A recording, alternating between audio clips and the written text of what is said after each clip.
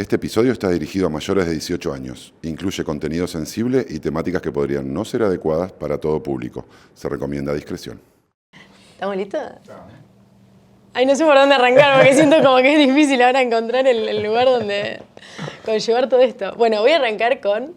es un poco de lo que veníamos hablando acá. Tu frase, tenés una frase en el Instagram que dice solo una parte del todo. Sí. ¿Querés desarrollarme un poco más? Estábamos hablando justo recién off topic de cómo nos autodefinimos a nosotros mismos, ¿no? Sí. Y el lenguaje es muy limitado para esa tarea. Y siempre encontré que yo soy en relación a las otras cosas, ¿no? Y bueno, esa frase creo que resume muy bien la idea de que yo no soy sin mi entorno, sin las personas que me rodean, sin las cosas que hago. Soy un pedacito, una suma de esos pedacitos y nada, esa es mi identidad. Trato de redefinirme por ese lado. Si tuvieses que nombrar quiénes son tu entorno, yo sé que quizás es difícil abarcar a todos o a todas las cosas, pero ¿qué me dirías? Y considero que soy una persona que ama muchas cosas. Amo a todas las personas que comparto mi vida. Mi familia, mis amigos. Amo a mis perros. Amo mucho el póker también. Sí. Mis hábitos, mis rutinas. Y creo que es eso. O sea, soy todo eso. Bueno, hábitos, rutinas. Fuera del póker, ¿qué te gusta hacer? Me gusta mucho la música. Soy DJ.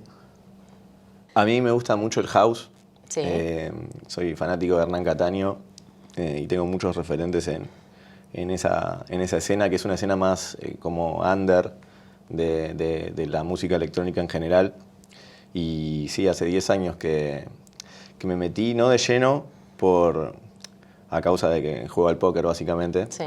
Yo creo que si el día de mañana dejase el póker, me abocaría de lleno a la música. Qué bueno. O sea, son las dos cosas que más me encienden. Y siempre me costó mucho encontrar una forma de equilibrar ambos mundos porque son dos mundos que te demandan el 100% de tu energía para hacerlo en el punto en el que yo lo quiero hacer, para explorarlos con la profundidad que los quiero explorar. Lo he intentado varias veces y todavía no he encontrado una forma de profundizar al 100, así, digamos, con la misma mentalidad y profundidad que le meto al póker, poder hacerlo al mismo tiempo con la música. Pero sé que quizás mi vida tomará una tangente el día de mañana, o sea, es algo que envisiono y que proyecto en mi interior y que deseo mucho, porque realmente son de las cosas que hago, lo único que me enciende tanto o más que el póker es eso. Y te puedo preguntar, ¿por qué no es ahora ese momento? O sea, te lo pregunto desde el lugar de venís con un grandísimo triunfo del que hablaremos después, entre muchos otros, tenés una carrera espectacular. Entonces uno preguntaría, calculo esto, ¿no? Habiendo logrado tanto, ¿será ahora? ¿Por qué no es ahora? Es una muy buena pregunta que me ha surgido interiormente muchas veces. O sea, muchas veces he contemplado seriamente la transición o el comienzo de la transición. Y la respuesta es que la métrica principal que sigo para pensar en eso es mi disfrute. Bien. Yo hoy en día todavía sigo disfrutando mucho jugar y es más, cada vez lo disfruto más.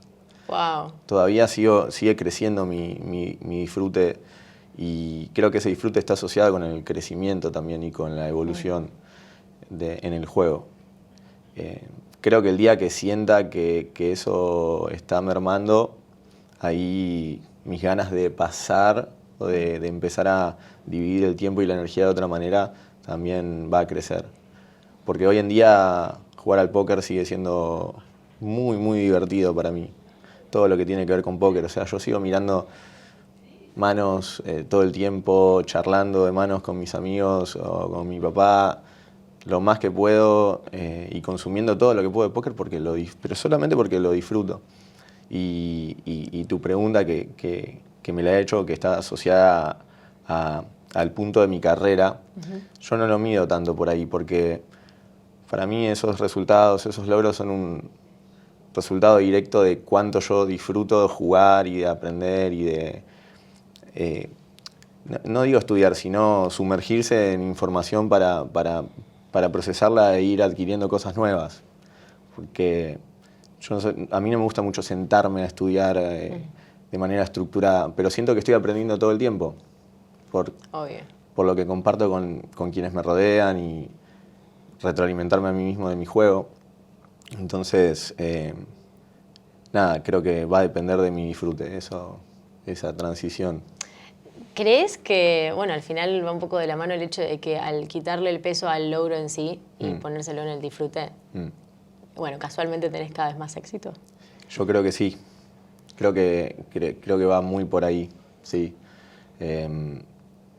Creo que cuando, o por lo menos en mi experiencia, los momentos de mi carrera donde he perseguido el éxito o los resultados con más deseo o necesidad, en esos momentos fueron más esquivos los resultados. Y me ha costado más también encontrar el disfrute, irónicamente. ¿Y en qué momento hubo un clic? Dijiste, che, no es por acá, me parece que me tengo que dedicar a relajarme y disfrutar. Y no sé si hubo un clic en eso, fueron muchos, o más bien una seguidilla de... Sí, o un desarrollo de eventos y de cosas y maduración también.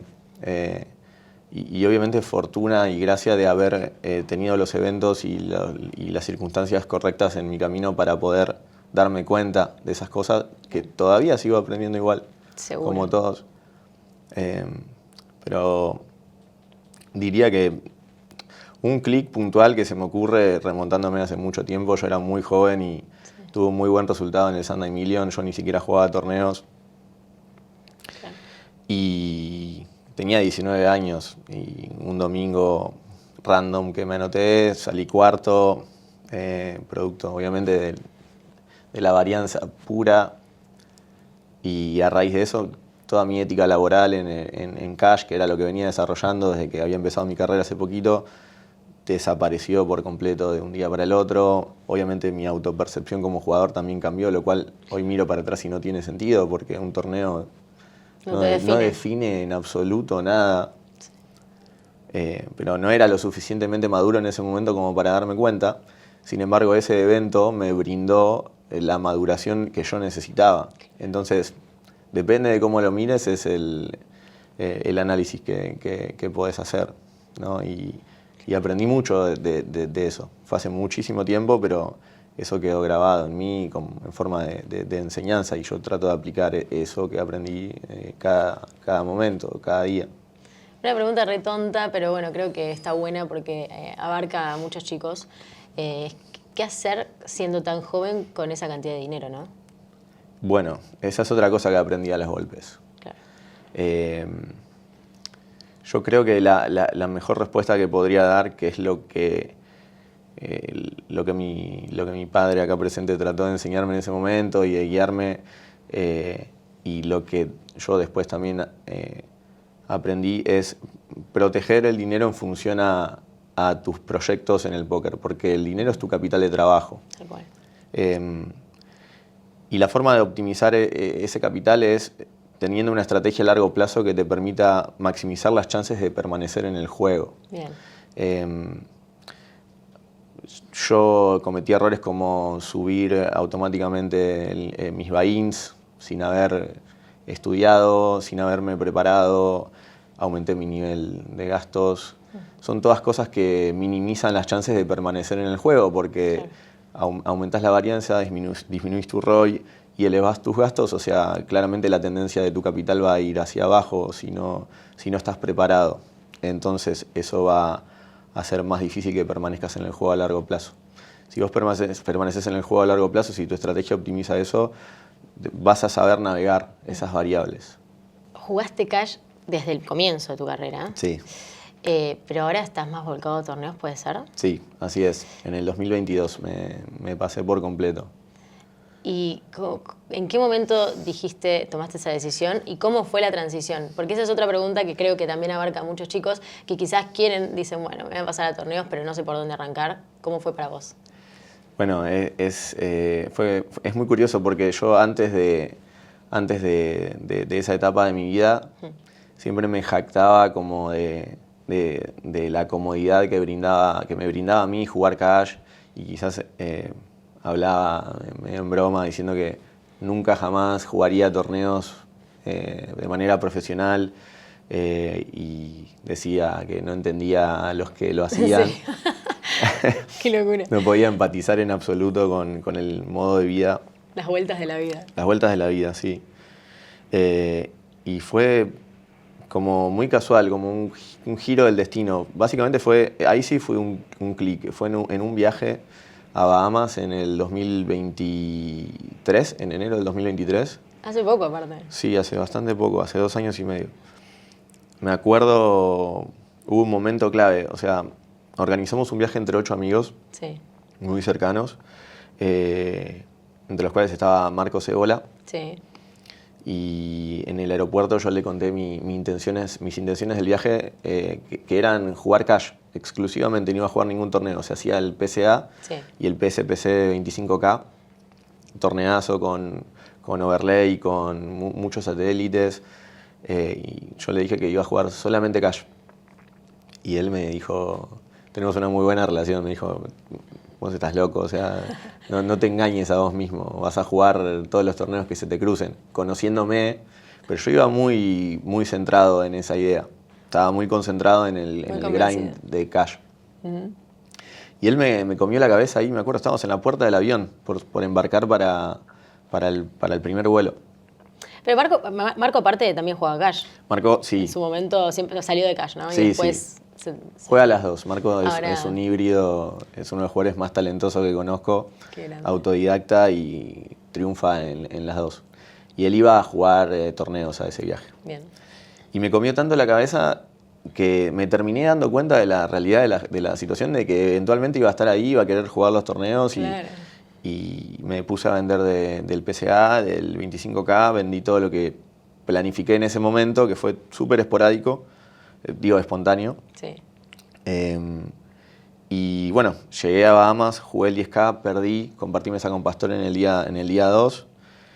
Y me acuerdo que estaba sentado en una mesa y en vez de frustrarme por lo que había pasado, porque encima fue con un desarrollo bastante frustrante ese torneo, decidí anotarme en un 2K que había en ese momento, paralelo, que ni siquiera estaba en mis planes. O sea, era un poco lo que te decía, claro, Marco, ¿no? Tipo, claro. Vas a anotarte a todos los torneos que se te cruzan. Le hice caso, o sea, miré la grilla a ver qué había un 2K, salí quinto de ese torneo.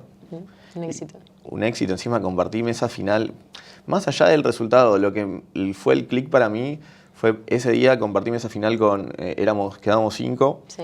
Y estaba Joseph Chong, Jeremy Ausmus, Lucky Chiwi, David Kitay y yo jugando. Una locura esa mesa. Sí, una locura, y yo estaba jugando de igual a igual con esos tipos, con una actitud mental equilibrada, sabiendo que ellos tenían 2 cartas, yo tenía 2 cartas y que yo les podía ganar tranquilamente.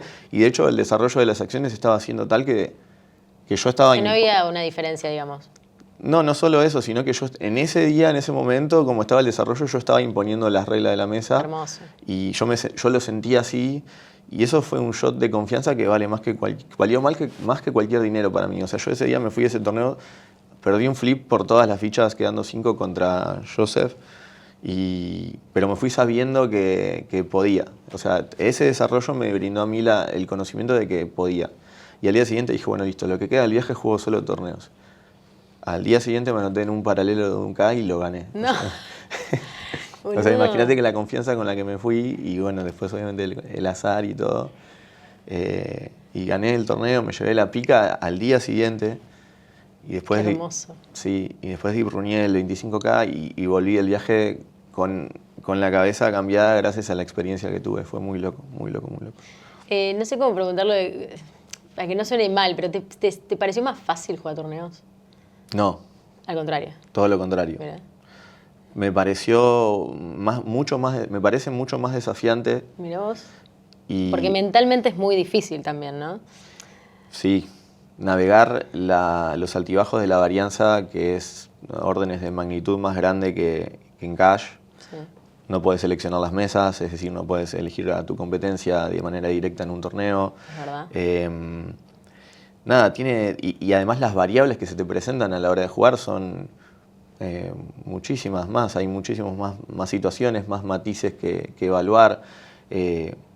La creatividad en el momento también juega un rol mucho más importante que en la otra modalidad, porque al haber tantas más variables, vos podés jugar con un montón de otras cosas a la hora de tomar decisiones que en el Cash no sucede. Es todo mucho más lineal y más monótono.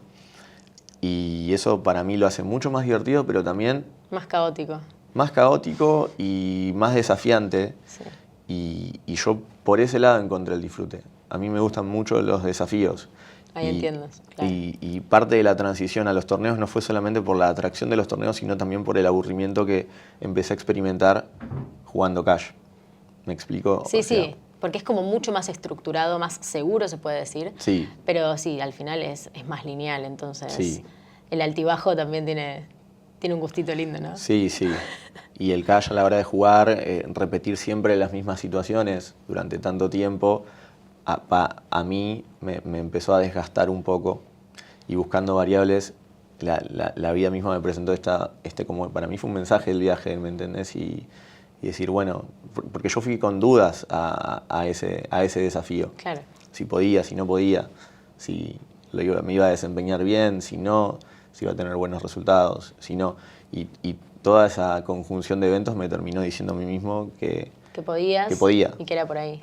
Era por ahí y que, imagínate, yo esa mesa la disfruté como pocas veces había disfrutado jugar al póker contra esos grandísimos jugadores. Claro, porque al final en Cash eso no sucede. Porque la verdad es que es imposible, a no ser que vayas y te sientes. Tal cual. No es recomendable. La verdad. que claro, se puede hacer, pero no es lo ideal. Te das una sensación, no creo que solo a mí, en general, de ser tranquilo y de tener el mindset muy trabajado. También hablas un montón sobre esto. Creo que te he visto hacer diferentes cosas, tenés una rutina saludable. Bueno, hiciste el método Wim Hof. Sí. ¿Okay? Bueno, el tema de meditaciones, yoga, como que... Nada, o sea, sabes cómo trabajar tu cerebro de una buena manera. ¿Cómo fue tu camino para llegar quizás a donde estás ahora a nivel mental? Bueno, fue a través del caos, sin dudas. Me acuerdo que hace 10 años yo estaba atravesando un momento complejo en mi carrera y en mi vida. Y el pastor me recomienda a un coach conocido por todos nosotros que es Litany. Sí. Y me lo recomendó fervientemente, me dijo que claramente lo necesitaba. ¿Vos nunca habías hecho, no sé, terapia o algún tipo de coach? Ya sabías cómo era. Hice terapia normal, digamos, sí. Desde chico hasta la adolescencia, después dejé, pero nunca había hecho un trabajo orientado al rendimiento, claro. O al coaching o al póker dentro del ámbito del póker. Claro.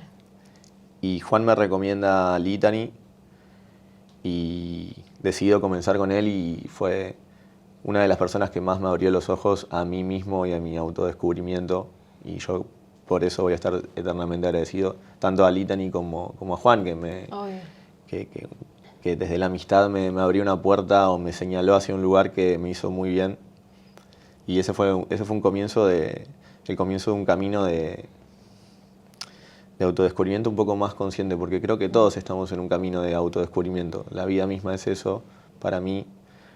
Pero hay un momento donde abrimos los ojos a ese camino y lo empezamos a caminar con un poco más de dirección y voluntad.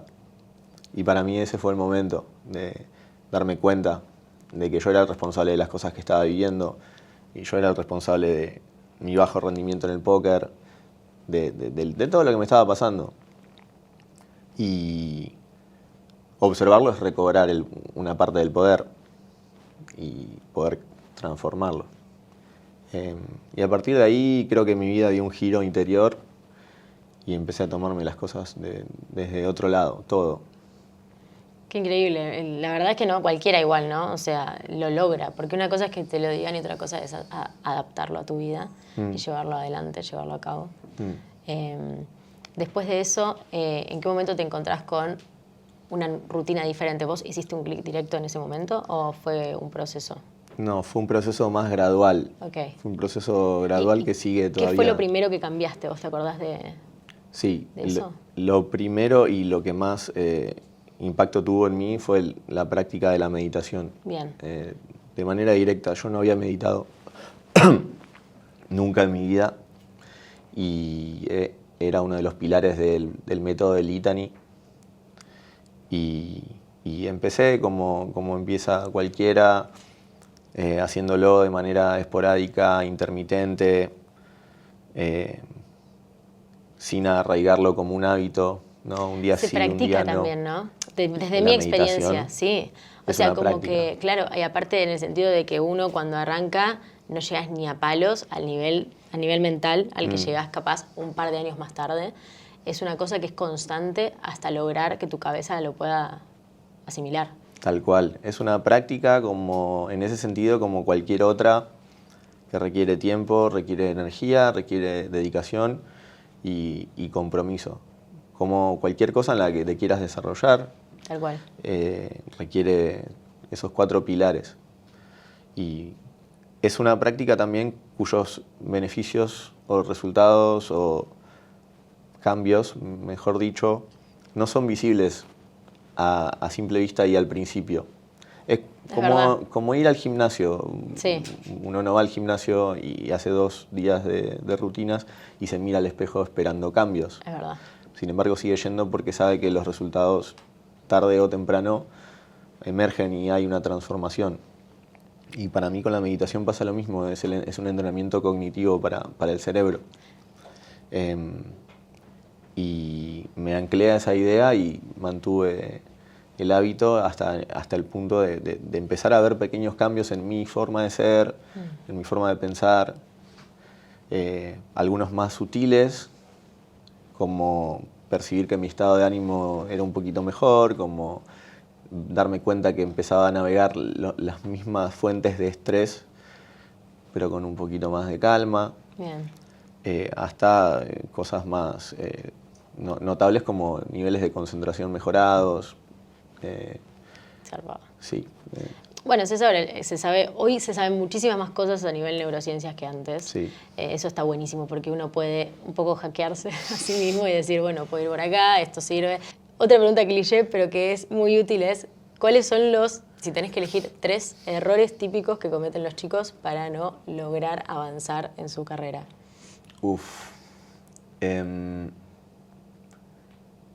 Diría que lo primero que se me viene a la mente es la constancia. No solo con el estudio, no me refiero a eso, sino con el compromiso de mejorar y de darle para adelante y de estar presente consigo mismos para trabajar la confianza. Yo creo que la confianza es un pilar fundamental que está muy dejado de lado a la hora de hablar del trabajo interior en el póker. Hay muchas cosas que uno puede hacer para trabajar en eso. Yo creo que sin confianza en uno mismo, sin verdadera confianza, llega un punto en el que no puedes avanzar más. Porque tu competencia es demasiado fuerte y vos necesitas de ese fuego interior para estar ahí. Y perdón que te corto, pero es tremendo Sí. esto cómo se ve, sobre todo en el juego en vivo, Sí. en las posturas. Es como que siento que cuando uno está con confianza, lo transmite al otro. Totalmente. Y el otro lo percibe. Sí. Y eso, de alguna manera, no sé, genera que vos te vaya mejor. O sea, es como Sí. que se alinean los planetas un poco, ¿no? Sí, totalmente. Yo creo que el póker es un ecosistema donde influye mucho la confianza y las posturas son un reflejo de eso. En el póker en vivo...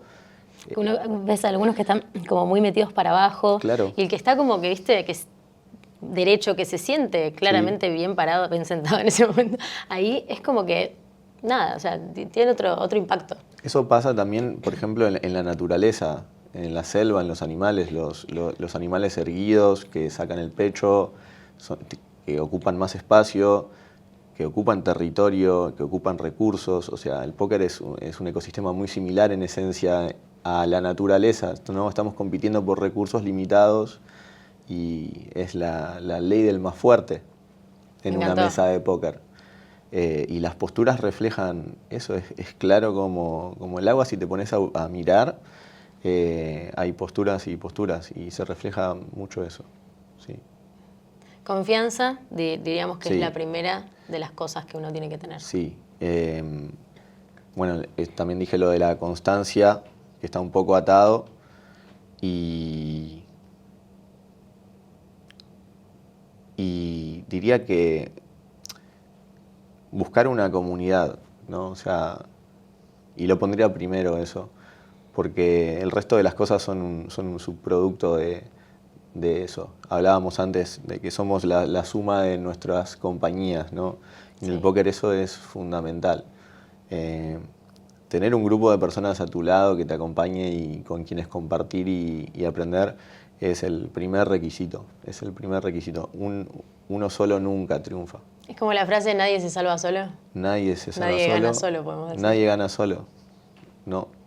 Y también lo que decís, además del aprendizaje, me parece que el apoyo moral, el apoyo che, por más de que sea una pavada, pero Bustier, me siento medio mal, y tener ese amigo para irte a tomar algo, que te escuche, por más de que sea algo que te pasó 1000 veces, seguramente una vez más lo vas a necesitar. Tal cual, tal cual. Yo en mi vida debo haber hecho 80 viajes de póker, 100 viajes de póker. Nunca hice un viaje solo ni lo haría. No lo disfrutaría en absoluto, porque el póker es una batalla. Cada viaje es ir a una especie de guerra.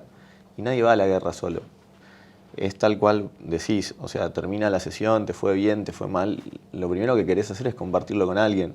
Y también ser alguien con quien alguien comparta lo que le pasó, ¿me entendés?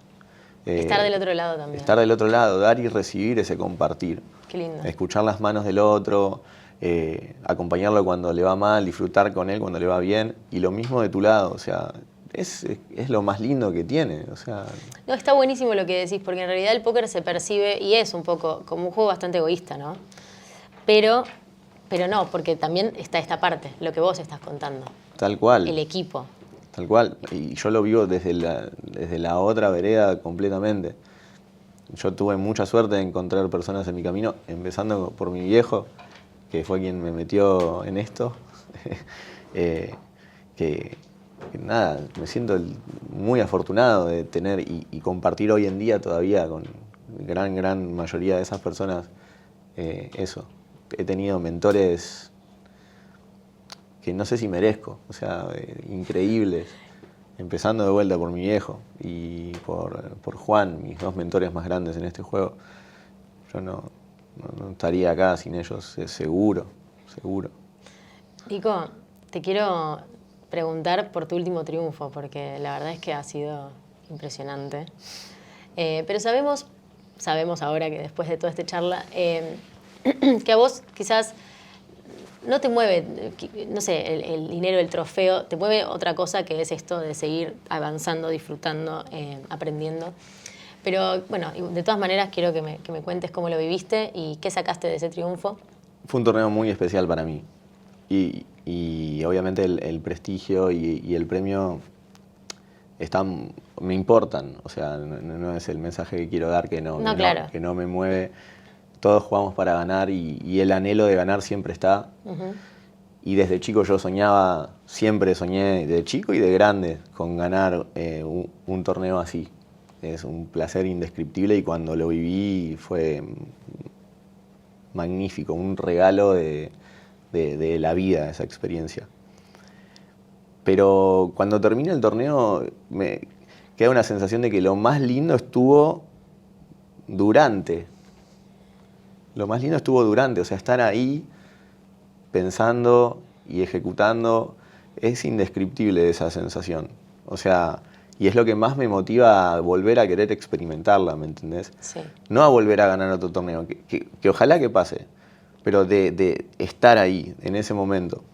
Y nada, compartirlo con mi viejo, que estaba más nervioso que yo y también disfrutándolo increíblemente, fue magnífico, sí. Y es muy loco porque yo tengo un karma con los torneos y me va muy bien en los torneos que no tengo planificado jugar. Estuve a punto de no jugar ese torneo una vez más. Y era el último de la serie, ¿no? El último torneo de la serie. Me acuerdo que lo habías puesto en algún lugar. Último torneo de la serie.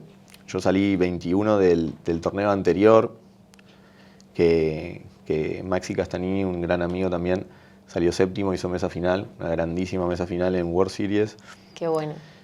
Y nos tocó compartir mesa en el día 4, yo salgo 21, mi viejo me estaba raileando y nos fuimos a comer, ya nos volvíamos dentro de 2 días y tenía que definir ese día que iba a jugar. Estaba el del Venetian y había un torneo en el Paris también por brazalete, un Six Max, y Franquito me manda un mensaje diciéndome, che, venite a hacer Max Late, que está buenísimo el torneo. Me muero. Yo le había vendido acciones a Cacho de ese torneo 2 días antes y busteaba el otro. Sí. Y le escribí para avisarle que iba a hacer Max Late. Yo ya tenía decidido que iba a hacer Max Late y que no iba a jugar el torneo del Venetian. Y le quería preguntar si me compraba igual, si entraba con 15 ciegas. Y no me contesta. Y que Cacho no conteste es muy raro, porque contesta muy rápido los mensajes. Me fui a la caja a esperar que me conteste hasta el último segundo, esperando para entrar, y no me respondió nunca. Me fui al otro torneo como plan B. No lo puedo creer. Y al toque me contestó Cacho diciéndome, va corriendo. Le dije, no, amigo, ya estoy en el otro. Y termino ganando el torneo, es una locura. Es una locura. No se puede creer. Sí, muy loco. Nada, y lo disfruté muchísimo. O sea, creo que jugué quizás el mejor torneo de mi vida, todas las decisiones. Después repasé todas las manos, o sea, todos los días trato de repasar las manos que juego en vivo. No me reprocho ninguna decisión y... Pero eso es lo más lindo, ¿no? Ganar sabiendo que jugaste bien. Porque a veces puede pasar, viste, que bueno, uno flaquea en ciertos momentos y viste, es difícil no machacarse con el error y demás, pero la sensación de lo hice bien y esto es merecidísimo es única, ¿no? Es única, pero te podés anclar a esa sensación aunque no ganes. Sí. Y podés encontrar que tiene exactamente el mismo sabor. Que el otro es un aditivo sin sabor. Pero lo que estás diciendo está buenísimo y es difícil, creo, para muchos jugadores lograrlo, ¿no? O sea, el convencerse, jugué bien, me tengo que sentir igual de conforme. Claro. Aunque pierda. Claro. Porque esa es la parte que no puede manejar. Claro, requiere darse cuenta verdaderamente que ganar no depende de vos. Lo que sí depende de vos es tratar de tomar la mejor decisión en cada una de las decisiones que se te presentan. En el momento en el que vos te anclás a esa idea, disfrutás ganar, no te va a gustar perder, pero no va a tener el mismo impacto. Es algo que pasa más rápido que despacio. Nico, mencionaste mucho a tu papá. Sí. Yo charlé con tu viejo. Sí, lo sé. Es muy linda la relación que tienen. Sí. ¿Te puedo preguntar qué significa tu viejo más allá del póker? Mi viejo siempre fue un ejemplo para mí en muchas cosas. Somos obviamente muy diferentes en un montón de cosas y hemos tenido nuestros desencuentros a lo largo de la vida, algo completamente natural. Y hoy en día yo por lo menos me enorgullezco de haber trascendido eso y de haber utilizado esos momentos y esos desencuentros para aprender a alimentarnos de esas diferencias y no que esas diferencias nos separen.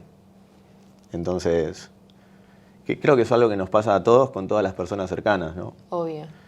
Más con nuestros padres, de mi lado, que bueno, son las personas más cercanas que uno tiene. No quedarse con que lo que nos diferencia nos separa, sino más bien que... Lo que nos une. Exacto. Lo que nos permite encontrar un contraste y alimentarnos, tomar lo mejor de cada uno y hacer con eso una sola cosa, que es como nuestro plan en este momento o lo que estamos ejecutando en nuestra relación y nos está saliendo muy bien. Qué lindo. Y qué real lo que estás contando también. Sí. Porque pasa un montón y a veces no se charla, no se habla. Bueno, también la relación con nuestros padres, lo que vos decís, va cambiando mucho a lo largo de los años. O sea, viste que primero uno no reprocha nada, son nuestros ídolos absolutos. En la adolescencia uno empieza a confrontar un poco eso y dice, che, al final son personas como todos, no son superhéroes. Y creo que en la adultez uno está mucho más, qué sé yo, con los pies sobre la tierra y entiende más, ¿no? Todo lo que sucedió, cómo son, lo que pasó. Y bueno, y con todas esas herramientas puede formar una relación diferente. Tal cual. Y eso es increíble. Es increíble y es complejo. Sí. Y es complejo. Lo cual le agrega un valor, ¿no? Porque algo difícil, complejo y valioso tiene valor generalmente. Tal cual.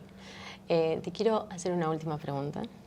Hemos transitado por muchas áreas de tu vida. Bueno, sobre todo tu carrera, pero también creo que hablamos un montón sobre tu mindset, sobre quizás esta parte más espiritual que tenés, podemos decir. Si te tenés que quedar, difícil, pero con una frase que te defina, o no sé si que te defina, pero una frase que te guste o que sea como tu mantra o que quieras recordar en este momento, ¿cuál sería? Puede ser una frase de una canción, puede ser una frase de un libro, puede ser una frase tuya, lo que quieras. Mereces lo que sueñas.